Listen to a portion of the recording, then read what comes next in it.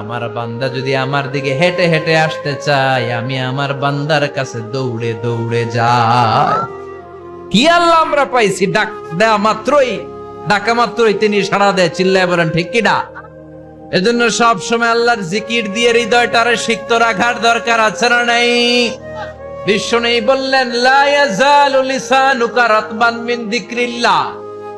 সব সময় আল্লাহর জিকির দিয়ে জিহ্বাটারে ভিজায় রাখো। জিকির করেন লা ইলাহা ইল্লাল্লাহ, লা ইলাহা, লা ইলাহা ইল্লাল্লাহু মুহাম্মাদুর রাসূলুল্লাহ সাল্লাল্লাহু। মাসালুল লাযী ইয়াযকুরু রাব্বা ওয়াল্লাযী লা ইয়াযকুরু রাব্বা মাসালুল হাইয়্যি ওয়াল মাইয়্যিত। যে হৃদয় আল্লাহর জিকির করে আর যে হৃদয় জিকির করে না, বিশ্বনবী বললেন দুই হৃদয়ের পার্থক্য হচ্ছে একটা জীবিত হৃদয় আর একটা মৃত হৃদয়। এখন আপনার হৃদয়কে আপনি কি জিন্দা রাখতে চান না মুর্দা বানাতে চান? আবার আল্লাহ বললেন, আলা বিযিকিরিল্লাহি তাতমাইন্নুল কুলুব। দুনিয়ার কোন জিনিস দিয়ে কলবের পরিচ্ছন্নতা হয় না। দুনিয়ার কোন জিনিস দিয়ে কলব পরিচ্ছন্ন হয় না, কলবের খাদ্য হয় না। কলবের খাদ্য হয় একটা জিনিস দিয়ে, সেটা কি? আল্লাহর জিকির। এজন্য কলবের মধ্যে কি বসাবেন? নাকি আয়না? আয়না বসাইয়া দে মোর কলবের ভিতর বাবারে। কথা কন। আয়না বসাইতে চাই, আছে না নাই?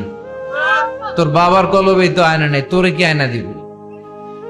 বিশ্বনবী কলবে আয়না বসাইছে, সাহাবারা আয়না বসিয়েছে, আবু হানিফা কলবের ভেতরে আয়না বসিয়েছে, ইমাম শাফিঈ কলবে আয়না বসিয়েছে। কলবে আল্লাহর জিকির ছাড়া কোনো আয়না ফায়না বসানো চলবে না। চিৎকার করে বলেন ঠিক কিনা? আবার বিশ্বনবী বললেন, আফদালুয যিকরি লা ইলাহা ইল্লাল্লাহ। জিকিরের জগতে যত জিকির আছে, শ্রেষ্ঠ জিকির হলো লা ইলাহা। মান ক্বালা লা ইলাহা ইল্লাল্লাহ সিদকান মিন কলবিহি দাখালাল জান্নাহ। ঈমানের সাথে, ইখলাসের সাথে একবার কেউ যদি লা ইলাহা ইল্লাল্লাহ পড়ে, তার জন্য জান্নাতকে ওয়াজিব করে দিবে কে? এটার নাম কালিমাতে তাইয়্যিবা। কি নাম? দারাবাল্লাহু মাসালান কালিমাতান তাইয়্যিবাতান কাশাজারাতিন তাইয়্যিবা আসলুহা সাবিতুন ওয়া ফারউহা ফিস সামা। এই লা ইলাহার নাম আল্লাহ দিলেন কালিমায়ে তাইয়্যিবা। কি নাম? কথা কন। ঝিনুকের ভেতর লুকিয়ে থাকে যেমন মতি, কালমা শাহাদাতে আছে আল্লাহর জ্যোতি। কালমা শাহাদাতে আছে আল্লাহর জ্যোতি। পড়েন সবাই। ঝিনুকের ভেতর লুকিয়ে থাকে যেমন মতি, ঝিনুকের ভেতর লুকিয়ে থাকে যেমন মতি। কালমা শাহাদাতে আছে আল্লাহর জ্যোতি। কালমা শাহাদাতে আছে আল্লাহর জ্যোতি। সুবহানাল্লাহ পড়েন। তাহলে জিকিরের জগতে সবচেয়ে শ্রেষ্ঠ জিকিরের নাম, চিল্লায় বলেন কি নাম? সাইয়েদনা মুসা আলাইহিস সালাম আল্লাহর ডেকে বললেন, মাবুদ। সহিহ ইবনে হিব্বান, মুস্তাদরাকে হাকিম, দুইটা সহিহ হাদিসের গ্রন্থে হাদিসটা এসেছে। সাইয়েদনা আবু সাঈদ আল খুদরি হাদিসের বর্ণনাকারী। বিশ্বনবী বললেন, মুসা আলাইহিস সালাম আল্লাহর ডেকে বললেন, আল্লাহ আল্লিমনি কালিমাতান আদউ বিহা। ও আল্লাহ, এমন একটা স্পেশাল জিকির আপনি আমারে শিক্ষা দেন, এই জিকির দিয়ে আমি আপনারে ডাকবো। এই জিকিরটা জানবে শুধু আমি, আর জানবেন আপনি, দুনিয়ার কেউ জানবে না। এমন একটা জিকির শিখান যে জিকিরটা কেউ জানে না, জানবে শুধু আমি আর জানবেন আপনি। কথা শুনতেছেন? প্রশ্ন করছে কে? হ্যাঁ, আল্লাহ প্রশ্ন করছে। প্রশ্ন করেছে কে? মুসা আলাইহিস সালাম। করেছে কার কাছে? শ্রেষ্ঠ একটা জিকির শিখায়া দেন যেটা শুধু আমি করবো আর কেউ করতে পারবেন। আল্লাহ বললেন, মুসা পড়ো লা ইলাহা মুসা আলাইহিস সালাম বললেন, আল্লাহ জিজ্ঞেস করলাম কি আর কইলেন কি? লা ইলাহা ইল্লাল্লাহ এটা তো জাতীয় জিকির, কথা কন। এটা তো ইন্টারন্যাশনাল জিকির, এটা তো সবাই পারে। আমি তো চাইছি এমন একটা এক্সক্লুসিভ যেটা আপনি আর আমি ছাড়া কেউ জানে না, শুধু জানবেন আপনি আর আমি। আল্লাহ বললেন, মুসা এর চাইতে শ্রেষ্ঠ জিকির আমার কাছে নাই। ও মুসা লাউ তাদাউ আস-সাব'উস সামাওয়াতি ওয়াল আরদ ফি কাফফা, সাত আকাশ সাত জমিন যদি এক পাল্লায় রেখে দাও, ওয়ালা ইলাহা ইল্লাল্লাহ ফি কাফফাতিন উখরা, লা ইলাহা ইল্লাল্লাহ যদি আরেক পাল্লায় রেখে দাও, লা রাজাহাত কাফফাতু লা ইলাহা ইল্লাল্লাহ, মুহূর্তের মধ্যে লা ইলাহার পাল্লা ভারী হয়ে যাবে রে মুসা। সাত আকাশ সাত জমিন হালকা হয়ে যাবে, আর লা ইলাহা ইল্লাল্লাহর পাল্লাটা ভারী হয়ে যাবে। সুবহানাল্লাহ পড়েন। এজন্য সব সময় এই লা ইলাহার জিকির করতে রাজি আছেন তো? এখন আমরা এই লা ইলাহারে বানাইছি ভিক্ষার জিকির, আছে না নাই?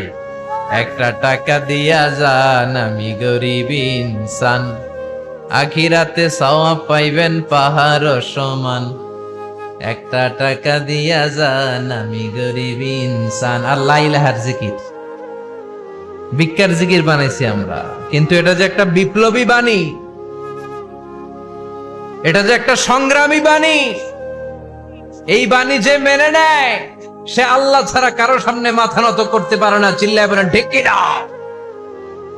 বিপ্লবী কালিমাকে, একটা সংগ্রামী কালিমাকে আমরা ভিক্ষার জিকির বানিয়েছি।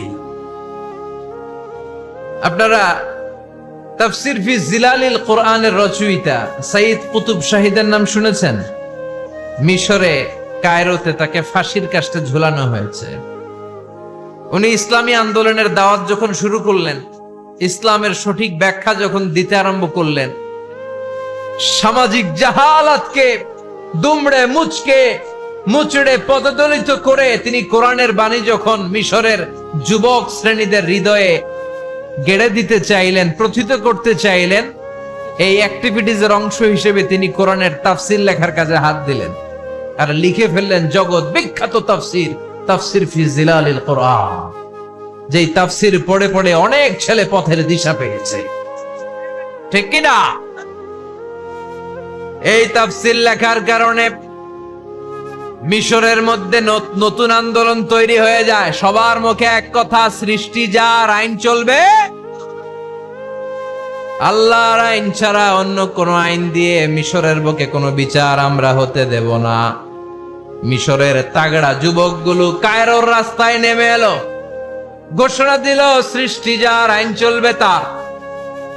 চোরের হাত কেটে দাও, ধর্ষকদের শাস্তি দাও জনসম্মুখে, ঠিক কিনা?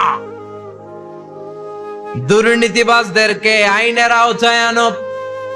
দেশের শত্রু, দশের শত্রু, স্বাধীনতার শত্রু সবগুলার বিচারের আওতায় আনো কোরআনের আলোকে, ঠিক কিনা? সংগ্রাম, বিক্ষোভে ফেটে পড়ল পুরো মিশর। এই বিক্ষোভে টালমাটাল সরকার, জামাল আব্দুল নাসের কোন উপায় অন্তর না পেয়ে এই তাফসীর কারক, এই মুফাসসিরে কোরআনকে জেলের ভিতরে ভরছে।